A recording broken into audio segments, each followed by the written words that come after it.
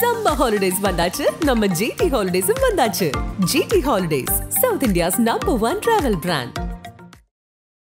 சுஷ்மிதா இறக்குறதுக்கு முன்னாடியே அவங்கள பத்தி ஏதோ ஒரு விசாரணை காவல்துறைக்கு இருந்துச்சா? அதிருப்தியான ஒரு லைஃப் அவங்க வாழ்ந்துருக்காங்க. அவங்களுக்கு ஒரு சாட்டிஸ்ஃபைடான லைஃப் அமையல. அதனுடைய உச்சகட்டம் தான் அவங்க அந்த முடிவு எடுத்தது. உண்மையில சுஷ்மிதா குடிச்சிருந்தாங்களா இறக்குறதுக்கு முன்னாடி?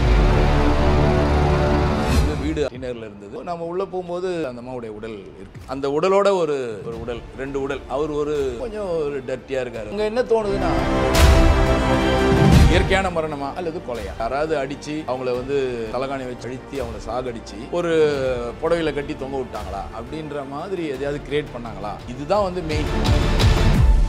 சுஷ்மிதா இறந்ததுக்கு அப்புறம் வெறும் உடம்பை பாக்குறதுக்கு அவ்வளோ சினிமா துறை சார்ந்தவங்கலாம் வந்தாங்க. இதெல்லாம் உண்மையா? அதெல்லாம் உண்மைதான். கடைசியாவது ஒரு பார்த்தோம்னு சொல்லி வந்த கூட்டம் ஏகப்பட்டது. ஆனா இதுல இன்னொரு முக்கியமான விஷயம், சுஷ்மிதாவோட மறைவுக்கு 2 பெரிய நடிகர்கள் இருந்தாங்கன்னு வருது. இதெல்லாம் ஒரு காரணம் சுஷ்மிதா இறக்குறதுக்கு அப்படின்ற மாதிரிலாம் சினிமாவில் வந்துருது. அவங்களுடைய கூட இருந்த அச்சின்னு சொல்லுவாங்கல்ல, மனோரமாலாம் நம்ம டைரக்டா பேசும்போது ஏதோ இல்லாத ஒண்ணு சித்தரிச்சு பப்ளிக்கை பேச வச்சிட்டார்ல. ஆனா உண்மைக்கு கிடைச்ச வெற்றி கிடையாது. ஜிஹெச்ல கொண்டு போய் வைக்கிறோம் அப்படின்னு சொல்லி ஒரு நியூஸ் பிளாஸ் பண்ணாங்க. அப்போ பப்ளிக் பூரா ஜிஹெச்சுக்கு போயிட்டாங்க. ராயப்பேட்டா மார்ஜரில் கொண்டு வச்சுட்டாங்க. யாருக்குமே தெரியும். அங்க சொல்லிட்டு இங்க கூட்டிட்டு வந்து அங்க சொல்லிட்டு இங்க எடுத்து வைக்கிறோம். அப்போ கூட போஸ்ட்மார்ட்டம் பண்ணும்போது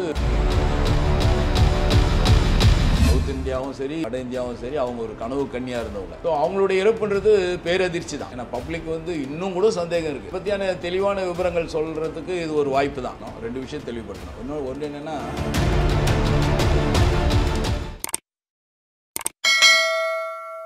ஆரோஸ் நேயர்களுக்கு வணக்கம். நான் உங்கள் அஜித். ஸோ இன்னைக்கு நம்ம கூட தமிழக காவல்துறையை சேர்ந்த கவிஞர் VA ஜோதி அவர்கள் தான் இருந்திருக்காங்க. சார் வணக்கம். சார் வணக்கம். வணக்கம். எப்படி இருக்கீங்க சார்? நல்லா இருக்கேன். நீங்க எப்படி இருக்கீங்க? நல்லா இருக்கேன் சார். ஸோ சுஷ்மிதா பத்தி நீங்க நிறைய விஷயங்கள் பேசியிருந்தீங்க. ஸோ எனக்கு என்னன்னா சார், நீங்க இந்த கேஸுக்குள்ள எப்படி உள்ள வரீங்க? முதல்ல என்ன தெரிய வந்துச்சு? இல்ல எனக்கு என்ன கேள்வினா, சுஷ்மிதா இறந்துட்டாங்க, அவங்க போஸ்ட்மார்ட்டம் பண்றீங்க, அதெல்லாம் தாண்டி சுஷ்மிதா இறக்குறதுக்கு முன்னாடியே அவங்கள பத்தின கேஸோ இல்ல அவங்கள பத்தி ஏதோ ஒரு விசாரணையோ காவல்துறைக்கு இருந்துச்சா? இல்ல உங்களுக்கே அந்த இறந்தது ஒரு அதிர்ச்சியான ஒரு தகவலா இருந்துச்சா? நிச்சயமா எதிர்பார்த்த மரம்லாம் கிடையாது. அன்னைக்கு எதேச்சியா நடந்த ஒரு விஷயம் தான். அதுக்கு முன்னாடி ஒரு விஷயத்த தெளிவுபடுத்தணும். 2 விஷயம் தெளிவுபடுத்தணும். ஒன்று என்னன்னா, ரொம்ப லாங் டைம் அந்த அம்மாவுடைய இறப்புன்றது ரொம்ப லாங் டைம். பாவம் அதை பற்றி திரும்ப நம்ம அதை ஒரு விமர்சனம் பண்ணுற மாதிரியோ இல்லை அவங்களுடைய இறப்பை பற்றி திரும்ப பேசுகிறதுங்கிறது கொஞ்சம் சங்கடமாக தான் இருக்குது. ஆனால் அதே நேரத்தில் அதனால் விஷயங்கள் தெளிவாகணும் அப்படின்றது நீங்கள் நினைக்கிறது கொஞ்சம் ஏற்றுக்கிற மாதிரி இருக்குது. ஏன்னா பப்ளிக் இன்னும் கூட சந்தேகம் இருக்குது. அவங்க மேலே அவ்வளோ ஒரு அபரிமிதமான ரசிகர்கள் இருக்காங்க, இன்னும் கூட இருக்காங்க. இப்போ கூட அவங்களுடைய படம் எங்கேயாவது இருந்ததுன்னா அதுக்காகவே போய் பார்க்குற ரசிகர்கள்லாம் இருக்காங்க. ஸோ அதனால் அதை பற்றியான தெளிவான விவரங்கள் சொல்கிறதுக்கு இது ஒரு வாய்ப்பு தான். நல்ல விஷயந்தான். அது ஆக்சுவலாக பார்த்தீங்கன்னா டி நகர் கேஸ். அது அவங்க வீடு அங்கே தான் இருந்தது, டி நகரில் இருந்தது. அப்போ அங்கே தான் அவங்க சூசைட் பண்ணிக்கிறாங்க. அன்னைக்கு கூட ஷூட்டிங் முடிச்சுட்டு வராங்க. அவங்க ஹாப்பியாக இருக்காங்க, எந்த விதமான சிம்டம்ஸும் இல்லை எங்களுக்கு தெரிஞ்சு. அந்த விசாரணை, போலீஸோட விசாரணையில் அதுக்கு முன்னாடி கூட அவங்களுக்கு எந்த விதமான ஒரு மனக்கசப்போ இல்லை ஒரு வாழ்க்கையில் விரக்தியோ இல்லை வெறுப்புணர்ச்சியோ இல்லை யார் மேலேயோ ஒரு கோபத்தாபமோ எதுவுமே இல்லை அப்படிங்கிறது அவங்க கூட இருக்கிற ஆக்டர்ஸ்லாம் சொல்கிறாங்க. விசாரிக்கும்பொழுது அவங்க கூட இருக்கிறவங்க எல்லாமே சொல்கிறாங்க. அந்த காலத்தில் மனோரமா அவங்கெல்லாம் ரொம்ப பெட்டாக இருந்தவங்க. அவங்களாம் கூட சொல்கிறாங்க, ரொம்ப குட் கேரக்டர் சார், நல்ல பொண்ணு. சினிமா சார்ந்த ஆட்கள்லாம் விசாரணை பண்ணுறோம். நம்ம சாதாரண விஷயம் இல்லை. திடீர்னு நியூஸ் வருது இது மாதிரி ஆயிட்டாங்க அப்படின்னும்போது நம்ம அதுக்கப்புறம் அது விசாரிக்கணும் இல்லையா? விசாரிச்சுட்டு தான் ஒரு முடிவு. போஸ்ட்மார்ட்டம் ரிப்போர்ட் வரப்போகிறது. அப்புறம் அதுக்கு முன்னாடியே காவல்துறைக்கு பெரிய சேலஞ்ச் அதெல்லாம். ஏன்னா ஒரு செலிப்ரிட்டிஸ், ஒரு முக்கியமானவங்க. அந்த காலகட்டத்தில் எப்படி சொல்கிறது, சவுத் இந்தியாவும் சரி வட இந்தியாவும் சரி அவங்க ஒரு கனவு கன்னியாக இருந்தவங்க. அவங்க கால் ஷீட் இல்லைன்னா ஹீரோயினுடைய கால் ஷீட்டே கிடையாது. ஸோ அப்படிப்பட்ட ஒரு காலகட்டத்தில் இருந்த ஒரு லேடி அவங்க. ஸோ அவங்களுடைய இறப்புன்றது பேரதிர்ச்சி தான் எல்லாருக்குமே. ரசிகர்களுக்கு, மக்களுக்கு தாண்டி போலீஸுக்கே ஒரு அதிர்ச்சி தான். என்னடா இவங்களா போய் தூக்கு போட்டுக்கிட்டாங்க அப்படின்னு. அப்போது அதில் ரொம்ப ஆழமாக தான் திங்க் பண்ணும் போலீஸும் சரி. ஏன்னா இவங்களுக்கு என்ன அப்படி ஒரு சூழ்நிலை வந்தது? ஏன்னா உச்சத்தில் இருக்காங்க, அவங்களுக்கு எல்லாமே எல்லா தேவைகளையும் அவங்களுக்கு கடவுள் கொடுத்துட்டான். அந்த மாதிரியான ஒரு உச்சத்தில் இருக்கிற ஒரு லேடி வந்து ஏன் அப்படி ஒரு முடிவு எடுக்கணும், சரி இது உண்மையான முடிவு தானா இல்லை இது யாராவது பண்ணாங்களா அப்படின்றதுல அன்றைக்கி இருந்த தீவிரமாக அதை விசாரித்தாங்க. அப்படி விசாரிக்கும் பொழுது தான் எல்லாருமே சொல்கிறாங்க அப்படிலாம் எதுவும் இல்லைன்னு. ஒன்று. ரெண்டாவது, அதுக்கு முன்னாடி எந்த விதமான வழக்கம் இல்லை. அவங்க வந்து எங்கேயும் போலீஸில் கம்ப்ளைண்ட் கொடுக்கல, எனக்கு இப்படி ஒரு தொந்தரவு இருக்குதுன்னு சொல்லலை, எனக்கு இவரால் பெரிய ஆபத்து இருக்குதுன்னு சொல்லலை, எதுவும் இல்லை. ஸோ சினிமா சார்ந்தும் எதுவுமே கிடையாது, பர்சனலாகவும் அவங்களுக்கு எதுவுமே இல்லை. அதுக்கப்புறமா வந்து பர்சனலாக அதுக்கப்புறம் டீப்பாக விசாரிக்கும்போது கூட இருக்கலாம் விசாரிக்கும்போது அவங்களுடைய வாழ்க்கை முறையில் வந்து ஒரு சரியான இது இல்லை, ஒரு அதிருப்தியான ஒரு லைஃப்பை அவங்க வாழ்ந்துருந்துருக்காங்க, மூடி மறைச்சி வாழ்ந்துருந்துருக்காங்க அப்படின்றது தான் தெளிவாச்சு. அவங்க மனசுக்குள்ளே இருந்தது அது வெளியில் சொல்லலை. அவங்களுக்கு ஒரு சாட்டிஸ்ஃபைடான லைஃப் அமையல, ஒரு விரக்தியான லைஃப் தான் வாழ்ந்துருந்துருக்காங்க, அதை வெளியே காட்டிக்கல. அதனுடைய உச்சக்கட்டம் தான் அவங்க அந்த முடிவு எடுத்தது அப்படின்றது தான் அதுக்கப்புறமா தெளிவாச்சு. அதுதான் உண்மையும் கூட.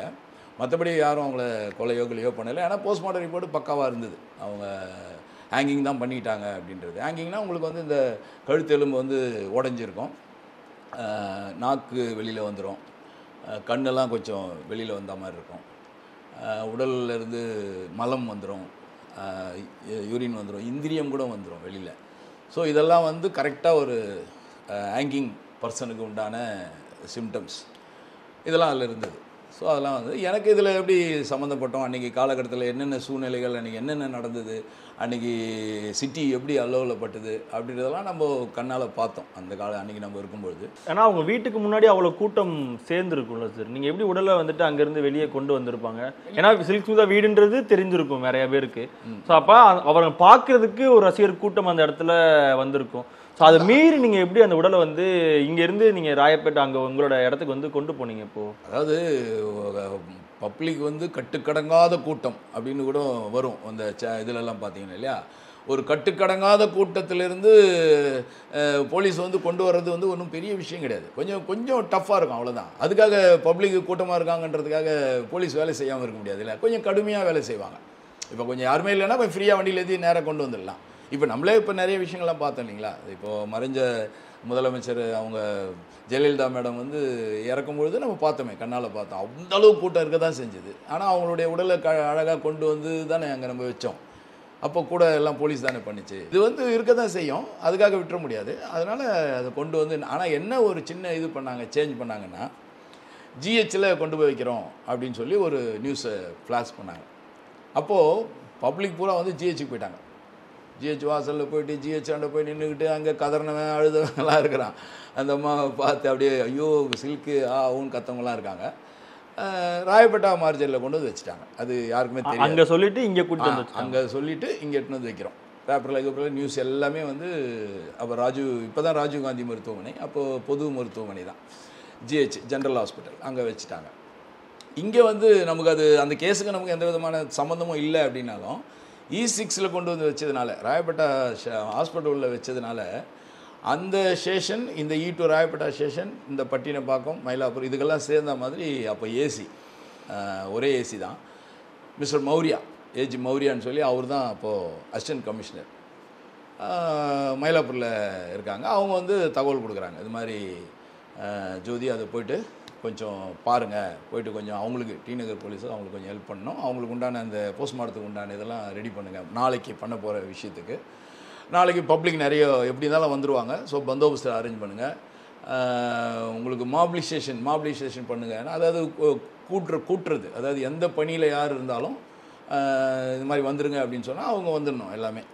ஸோ எல்லா வேலையும் முக்கியமான வேலைகளை விட்டுட்டு மற்ற வேலையெல்லாம் இருக்கிறவங்கெல்லாம் வந்து எல்லாமே ஒன்று கூடணும் ஹாஸ்பிட்டலுக்கு, இதெல்லாம் கொஞ்சம் ஏற்பாடு பண்ணுங்கள் அப்படின்ற மாதிரி சொல்லும்பொழுது தான் நம்ம வந்து அதில் சம்மந்தப்படுறோம். இப்போது நம்ம உள்ளே போகும்போது பார்த்திங்கன்னா ஒரு பாக்ஸு, அந்த நம்பரை எனக்கு சொல்கிறாங்க. அந்த நம்பரை போய்ட்டு நான் திறந்து பார்க்கும்போது பார்த்திங்கன்னா அதில் அந்த அம்மாவுடைய உடல் இருக்குது, பேக் பண்ணியிருக்கு முழுசாக, ஏன்னா யாருக்கும் தெரியக்கூடாதுன்றனால. அப்போ கூட அங்கே பார்த்திங்கன்னா அந்த உடலோட ஒரு உடல், 2 உடல் போட்டிருக்காங்க. அவர் கொஞ்சம் ஒரு டர்ட்டியாக இருக்கார், ஒரு ஷேவ் பண்ணாமல், அவர் ஏதோ ஒரு ஆக்சிடென்ட்ல எங்கேயோ ஏதோ ஒரு இறந்துட்டுருக்காரு. அவர் ஏதோ ஒரு இடத்துல இறந்தவங்க, அவரையும் போஸ்ட்மார்ட்டம் பண்ணணுன்ற காரணத்துக்காக அதையும் வச்சுருக்காங்க. ஸோ அப்போ அங்கே என்ன தோணுதுன்னா, இதே தான் அந்த ஒரு காலகட்டத்தில் எப்படி தரையில் எல்லோரும் போட்டு வச்சுருக்கும்போது எல்லாருமே சமம் அப்படின்னு நம்ம சொன்னோம் இல்லையா, இப்போ நவீனப்படுத்திட்டாங்க. இப்போ பிணவரையெல்லாம் வந்து ரொம்ப நீட்டாகிடுச்சு, ரொம்ப நல்லா இருக்குது. அவ்வளோ ஸ்மெல்லு கூட கிடையாது. ஆனாலும் அந்த தத்துவம் வந்து மாறலை. அந்த இடம் வந்து சமரசம் தான். அங்கே வந்து யாராக இருந்தாலும் வந்து ஒன்று தான் அப்படின்றதுக்கு அது ஒரு எடுத்துக்காட்டு. அன்றைக்கி மறுநாள் காலையில் வந்து இந்த போஸ்ட்மார்ட்டம் பண்ணும்பொழுது கூட்டம் வந்து லீக் ஆகிடுச்சு. நியூஸ் வந்து அப்படி இப்படின்னு சொல்லி ராயப்பேட்டையில் தான் இருக்காங்க அந்தம்மா அப்படின்றது தெளிவாகி ஜனங்க நிறைய பேர் இங்கே வர ஆரம்பிச்சிட்டாங்க. ரசிகர்கள் கூட்டம் இங்கே அதிகமாகிடுச்சு.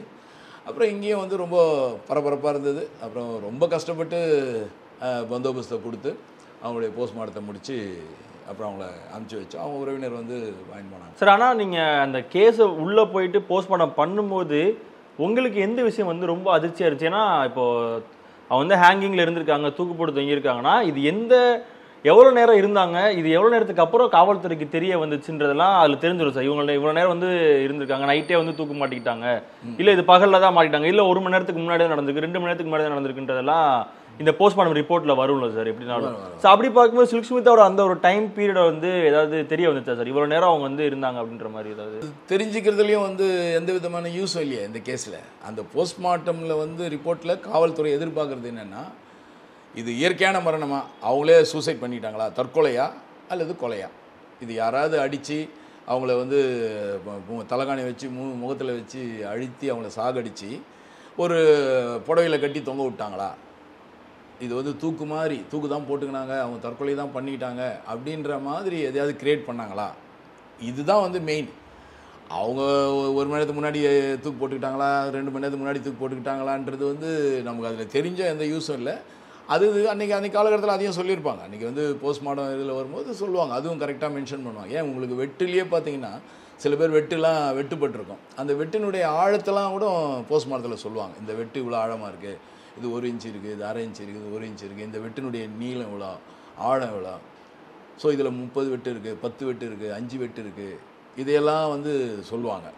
ஸோ அதெல்லாம் வந்து நமக்கு எப்படி யூஸ் ஆகும் அப்படின்னா, அது அந்த ஒரு கொலையாளியோடைய விரோதங்கள், அவனுடைய விரோதம் எந்த அளவுக்கு இருந்தது, எவ்வளோ டீப்பாக இருந்தது இவன் மேலே அப்படின்றத தெரிஞ்சுக்கலாம் சார். அதே மாதிரி சார், இப்போ சில்க் ஸ்மித் அவர்கள் இறந்ததுக்கு அப்புறம் நிறைய ஜேர்னலிஸ்ட், அதாவது ஒரு 5-6 வருஷம் கேப் விட்டதுக்கப்புறம் நிறைய பேர் வந்துட்டு அதை பற்றின விமர்சனங்கள் வந்து பேச ஆரம்பித்தாங்க. சில்க் ஸ்மித்தா இறந்தப்போ என்ன நடந்துச்சு தெரியுமா, அங்கே என்னெல்லாம் ஆச்சு தெரியுமான்ற மாதிரி ஒரு சில விமர்சனங்கள்லாம் பேச வராங்க. அதில் வந்துட்டு சொல்லும் போது சில்க் ஸ்மித்தா இறந்ததுக்கு அப்புறம் அவரோட உடலை பார்க்கறதுக்கு அவ்வளோ பிரமுகர்கள், அவ்வளோ சினிமா துறை சார்ந்தவங்களாம் வந்தாங்க.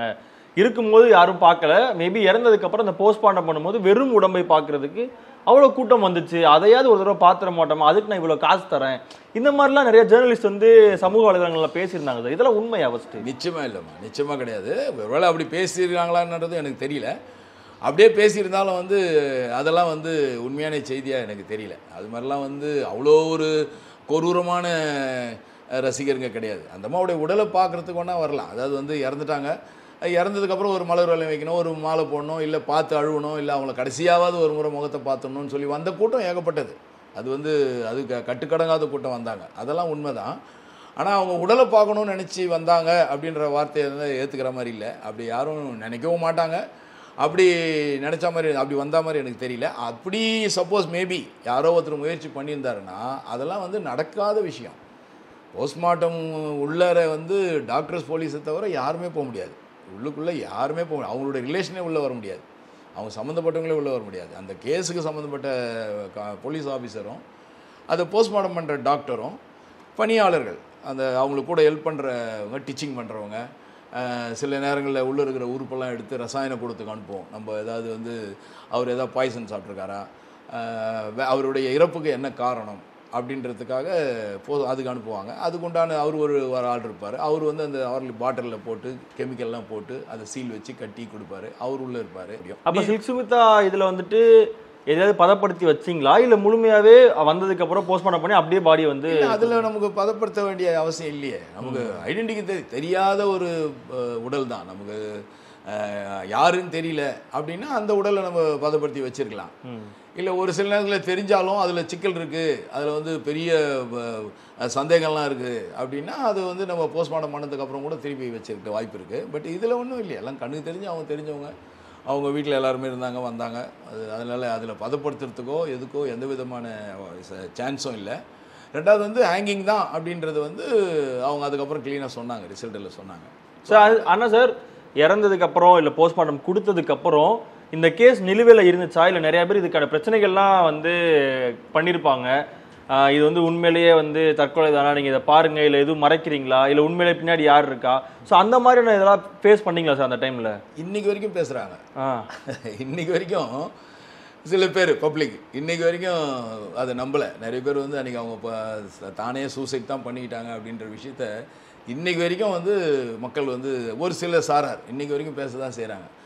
அவங்க ஏதோ ஒரு காரணையா அந்த காதலை அவனை வந்து இது பண்ணிட்டாங்க, காலி பண்ணிட்டாங்க, ஏன்னா போலீஸும் சேர்ந்து கூட சேர்ந்து எல்லாம் சேர்ந்து ஏமாற்றி அந்த அம்மாவை தூக்கு போட்டுனாங்கன்னு சொல்லி எல்லாம் சேர்ந்து மூடி மறைச்சிட்டாங்க, அது யார் யார் எவ்வளோ பெட்டி வாங்கினாங்கன்னு தெரியல அப்படின்னு இன்றைக்கி தான் பேசுகிறாங்க. அது வரைக்கும் பேசப்படுறது அன்றைக்கி வந்து ரொம்ப அதிகமாக இருந்தது, நாளடைவில் அப்படியே அது மங்கிடுச்சு. பட் இருந்தாலும் அந்த மாதிரியான தாக்கமும் அந்த மாதிரியான எண்ணமும் இன்னும் ஒரு சிலர் மத்தியில் இருக்க தான் செய்யுது. ஸோ அதெல்லாம் வந்து உண்மையே கிடையாது, அது எப்பவுமே இருக்கும். அது எந்த ஒரு விஷயத்துலையுமே ஒரு சந்தேகப்படுறதுக்குன்னு ஒரு சில பேர் இருப்பாங்க, விமர்சனத்துக்குன்னே ஒரு சில பேர் இருப்பாங்க. ஸோ இது வந்து இருக்க தான் செய்யும். பட் எது எப்படி இருந்தாலும் காவல்துறையும் சரி, மருத்துவத்துறையும் சரி, நீதித்துறையும் சரி, இந்த 3 துறையுமே வந்து இந்த மாதிரி விஷயத்தில் ஸ்லிப் ஆகிறதுக்கு வாய்ப்பே கிடையாது. நீங்கள் வேறு ஏதாவது விஷயத்தில் வந்து லஞ்சம் வாங்குறவங்க போகிறாங்கன்றதெல்லாம் கூட ஓரளவுக்கு நம்ம லாஜிக்காக கூட அது ஓகே கூட சொல்லலாம். ஏதோ ஒரு கேஸில் அவர் அவாய்ட் பண்ணாங்க, ஏதோ ஒரு இதில் வந்து அவருக்கு பெரிய தண்டனை கொடுக்காம குறைச்சி போனாங்க, இதெல்லாம் கூட ஓரளவுக்கு ஏற்றுக்கலாம் முடிய. பட் இந்த மாதிரியான இப்போ ஒரு போஸ்ட்மார்ட்டம் ரிப்போர்ட்டில் வந்து ஒரு கொலையை வந்து மறைச்சி இல்லை இது கொலை இல்லை அப்படின்னு சொல்கிறதுக்கு வந்து மருத்துவத்துறையும் தயாராக இருக்காது, காவல்துறையும் தயாராக இருக்காது, அதை ஏற்றுக்கிறது நீதித்துறையும் தயாராக இருக்காது. சார் அதே மாதிரி சார் சில்க் ஸ்மிதாவை சார்ந்து ஒரு சில படங்கள்லாம் எடுத்தாங்க, சில்க் ஸ்மிதாவோட பயோகிராஃபின்ற மாதிரிலாம் வருது. அதில் காமிக்கிற விதம் வந்து ஒரு சில இதாக இருக்குது. அவங்க இறக்கும் போது ட்ரிங்க்ஸ் பண்ணியிருந்தாங்க, இல்லை சில்க் ஸ்மிதா சினிமாவில் இருக்கும்போது ஒரு முக்கிய 2 பிரபலங்கள் கூட வந்துட்டு நேரடியாக வந்துட்டு பிரச்சனை பண்ணியிருக்காங்க. சில்க் ஸ்மிதாவை காலி பண்ணுறதுக்காக கேரளாவிலேருந்து ஒரு மலையாள நடிகை ஒருத்தவங்க வந்து வராங்க. அவங்க வரும்போது தான் சில்க் ஸ்மிதாவோட அந்த ஒரு டிஆர்பி வந்து குறையுது. இந்த மாதிரிலாம் படங்களில் வந்து காட்டுறாங்க. மக்கள் இதெல்லாம் பார்க்கும்போது ஒருவேளை இது உண்மையா இருக்குமோ, அப்போ ஏன் இதை வந்து மறைக்கிறாங்கன்ற மாதிரியான கேள்விகள், இந்த மாதிரி ஏதோ ஒரு சில விஷயங்கள் வரும்போது திருப்பி அந்த இடத்துல ரீகால் பண்ணுறாங்க. அப்போ திருப்பி இது பொய் அப்படின்ற மாதிரியான பேச்சுகள் தான் தொடர வருது. ஸோ உண்மையிலே சில்க் ஸ்மிதா குடிச்சிருந்தாங்களா, ட்ரிங்க் பண்ணியிருந்தாங்களா இறக்குறதுக்கு முன்னாடியோ? அதெல்லாம் வந்துட்டு நீங்கள் வந்துட்டு பார்த்துருக்கீங்களா? இல்லை அது சொல்லிடுவாங்களா, அதில் ட்ரிங்க் பண்ணியிருந்தாங்கன்றத தெளிவாக சொல்லிடுவாங்க. ஏன்னா திரைப்படத்தில் காட்டும்போது சில்க் ஸ்மிதா ட்ரிங்க் பண்ணுவாங்கன்ற மாதிரியான விஷயங்கள்லாம் விஷுவல்லாம் வருது. சில்க் ஸ்மிதாக்கு பின்னாடி 2 பெரிய நடிகர்கள் இருந்தாங்கன்னு வருது. சில்க் ஸ்மிதாவோட மறைவுக்கு, அதாவது சில்க் ஸ்மிதா வந்து நடிக்கிறத வந்து கம்மி பண்ணணும், அவங்களோட மார்க்கெட்டை குறைக்கணுன்றதுக்காக வேற ஒரு நடிகையை வந்து உள்ள கொண்டு வர மாதிரியான காட்சிகள்லாம் வருது. இதெல்லாம் ஒரு காரணம் சில்க் ஸ்மிதா இறக்குறதுக்கு அப்படின்ற மாதிரிலாம் சினிமாவில் வந்துருது. இதை பார்க்குற மக்களுக்கு ஒரு சில விஷயங்கள் தோணும்ல. அதுதான் அந்த சினிமாவுடைய, அது என்ன சினிமான்னு எனக்கு தெரியல, அந்த சினிமாவுடைய டைரக்டருக்கும் அந்த சினிமாவுடைய ப்ரொடியூசரோட விட்டுருங்க, அந்த சினிமாவுடைய டைரக்டருக்கு இதுதான் சக்ஸஸ். இப்படி பேச வைக்கிறார் பார்த்தீங்களா, ஏதோ இல்லாத ஒன்று சித்தரித்து அவர் ஏதோ ஒரு கற்பனை வளத்தில் ஏதோ ஒன்று சொல்லி பப்ளிக்கை பேச வச்சிட்டார்ல, அவர் படத்துக்கு கிடைச்ச வெற்றி அது, அவ்வளோதான். ஆனால் உண்மைக்கு கிடைச்ச வெற்றி கிடையாது, உண்மை தான். ஸோ அது வந்து அவர் வந்து ஒரு வியாபாரத்துக்காக இல்லை ஒரு அவருடைய ஒரு கிரியேட்டிவ், அவருடைய கற்பனை திறனை அவர் வந்து அதிகப்படுத்தி அதை சக்ஸஸ் பண்ணிட்டாருன்னு தான் சொல்ல முடிய, நிச்சயமாக அப்படிலாம் கிடையாது. ஆனால் இதில் இன்னொரு முக்கியமான விஷயம் என்னென்னா, அந்த அம்மாவுடைய பர்சனல் லைஃபு அப்படின்னு வந்து இந்த விசாரணையில் இது மாதிரிலாம் வந்து அவங்களுடைய கூட இருந்த ஆச்சின்னு சொல்லுவாங்கள்ல, மனோரமாலாம் நம்ம டைரெக்டாக பேசும்போது அவங்களாம் என்ன சொல்கிறாங்கன்னா, அவ்வளோ ஒரு நல்ல கேரக்டராவா அப்படின்றாங்க. அந்த பொண்ணு வந்து அவ்வளோ நல்ல பொண்ணு, தனிப்பட்ட வாழ்க்கையில் எல்லாருக்கும் வந்து ஹெல்ப் பண்ணக்கூடிய ஒரு மனசு உள்ளவங்க, மனிதநேயம் உள்ளவங்க, ரொம்ப பாசமானவங்க. அவங்க கேரக்டர் வாய்ஸ் படத்தில் தான் நம்ம அப்படி பார்க்குற மொழிய. ஸோ அவங்க வந்து அந்த மாதிரிலாம் இல்லை. அந்த படத்தில் வர்ற சில்க் சுமிதாவுக்கும் அவங்களோட உண்மையான சில்க் சுமிதாவுக்கும் நிறைய வித்தியாசங்கள் இருக்கு. சார் இறுதியாக ஒரே ஒரு கேள்வி சார், இந்த கேஸ்ல காவல்துறையின் மேல் விழுந்த விமர்சனங்கள் அதிகமாக என்ன விமர்சனம் வந்து வைக்கப்பட்டுச்சு காவல்துறை இல்லையா? பொதுவாகவே காவல்துறை மேல் விமர்சனம் அப்படின்னா, சூப்பர்பா போலீஸ் வந்து ஃபர்ஸ்ட் கிளாஸாக வேலை செஞ்சாங்க, உண்மையிலே நியாயமாக நடந்துக்கிறாங்க போலீஸ் அப்படின்ற விமர்சனம் வந்து ரொம்ப ரேரு. இதில் சில்க் விஷயத்துலன்னு இல்லை, பொதுவாகவே எல்லா வழக்கிலையுமே வந்து எல்லாம் சும்மாப்பா, அதெல்லாம் வந்து முன்னிலேயே நம்ம அக்யூஸ்டை பிடிப்போங்க, ரொம்ப சிரமப்பட்டு பிடிப்போம். அதுக்கே விமர்சனம் எப்படி வருமா, அதுனா இப்போ நேற்று தான் குண்டு வச்சுது, 24 மணி நேரத்தில் அரெஸ்ட் பண்ணிட்டாங்களா, முந்தானத்து தான் கொலை பண்ணான், அவ்வளோ சீக்கிரம் அரெஸ்ட் பண்ணிட்டாங்களா, அங்கே எவனாவது சும்மா ரோட்டில் வந்து டீ கடை வச்சுருந்துருப்பான், இல்லை எவனா வந்து பிளாட்ஃபார்மில் கடை வச்சுருப்பான், அவனை 2 பேரை பிடிச்சிட்டேன்றாங்க. இதுதான் வந்து விமர்சனம் வருமே ஒழிய 90% அப்படி தான் வரும். எப்போது ரேர் அது மாதிரி வந்து சிலர் ஒரு ஜேர்னலிஸ்ட்டு ஒரு ரொம்ப விஷயம் தெரிஞ்சவங்க அவங்க வந்து பாராட்டியிருக்காங்க. அது வந்து ரொம்ப கஷ்டம். ஆனால் இது மாதிரி விமர்சனங்கள் வந்து அன்றைக்கும் சரி இன்றைக்கும் சரி இருக்கவே தான். இதான் முதலே சொன்னேன். அது வந்து அப்போவே அது மாதிரிலாம் நிறைய பேர் பேசிட்டாங்க. இப்போவும் சில பேருக்கு வந்து நம்பிக்கை. இப்போ இவ்வளோ தூரம் நம்ம இந்த பேட்டியில் சொல்லினுக்கிறோம், நீங்களே கேட்டுக்கிறீங்களே, இவ்வளோத்தையும் பார்த்துட்டு கமெண்ட்ஸில் சொல்கிறவங்களும் இருப்பாங்க.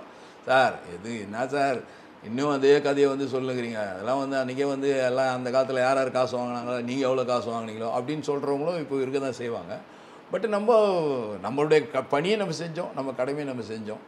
என்றைக்குமே நம்ம வந்து அந்த காக்கி சொக்காவுக்கு ஒரு துரோகம் இல்லாமல் அதுக்கு வந்து என்னுடைய எப்படி உயிரிலும் மேலாக நேசிக்கிற ஒரு துறை அது. ஸோ இருக்கலாம், மேபி யார் எக்ஸ்ஆர்ஓ யார் வேணால் எப்படி ஒன்றா இருக்கலாம். என்னுடைய சர்வீஸில் நான் வந்து கடைசி வரைக்கும் நேர்மையாக தான் பணி புரிஞ்சிருக்கேன்னு நினைக்கிறேன். அதுக்கான பாராட்டுகள் தான் இந்த மெடலு, எனக்கு பின்னாடி இருக்கிறது, மேலே இருக்கிறது, என் வீட்டில் இருக்கிற இத்தனையும் வந்து சிஎம் மெடல்லேருந்து இருக்கிற மெடல்லாம் வந்து அதுக்கு கிடைச்ச பாராட்டு தான். ஓகே சார், நன்றி சார், தேங்க்யூ சார், நிறைய விஷயங்கள் ஷேர் பண்ணீங்க, நன்றி சார். நல்லது. ரேகலுக்கு ரொம்ப நடக்கும், இவ்வளோ நேரம் பொறுமையாக பார்த்தீங்க. உங்களுக்கு என்னுடைய மனமார்ந்த நன்றியும் வணக்கத்தையும் தெரிவிச்சு. சம்மர் ஹாலிடேஸ் வந்தாச்சு, நம்ம ஜிடி ஹாலிடேஸும் வந்தாச்சு. GT holidays, South India's number 1 travel brand.